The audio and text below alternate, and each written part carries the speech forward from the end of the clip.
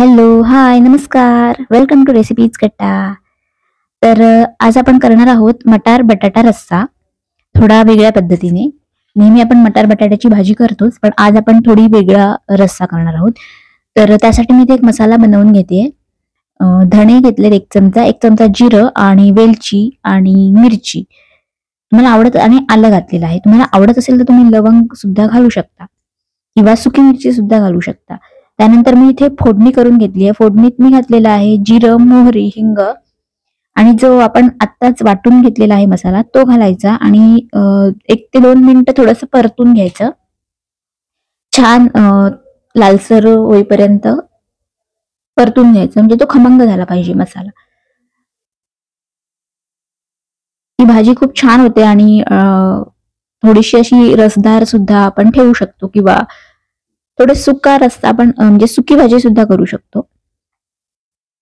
तर हा मसाला 2 ते 3 मिनिटं परतून घ्यायचा आणि त्यानंतर यात आपण गरम पाणी घालायचं आहे.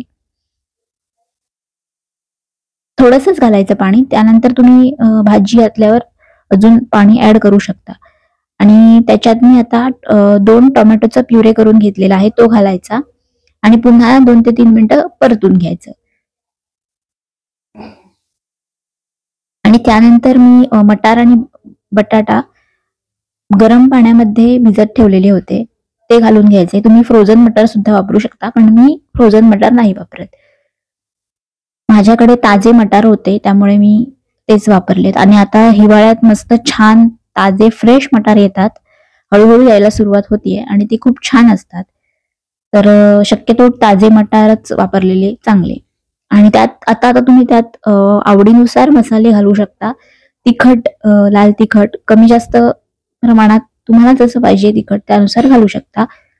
आणि त्यानंतर मी इथे गोडा मसाला घातलेला आहे. तुम्ही दुसरा कुठलाही कांदा लसूण मसाला किंवा घरगुती कुठलाही मसाला तुम्ही घालू शकता.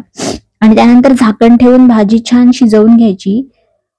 गरम पाण्यात जर बटाटा आणि मटार भिजवले असतील तर छान शिजतात आणि लवकर शिजतात. मी यात आवडीनुसार तुम्ही गूळ घालू शकता. मी यात गूळ घातलेला आहे थोडासा, अगदी चवीपुरता. आणि त्यानंतर चवीपुरतं मीठ घालायचं. आणि रस्सा जरा अजून पातळ हवा असेल तर अजून पाणी ऍड करायचं, पण शक्यतो गरम पाणीच वापरायचं. आणि त्यानंतर थोडीशी एक वाफ येऊ द्यायची आणि मग आपली मटार बटाट्याची भाजी किंवा मटार बटाट्याचा रस्सा तयार आहे.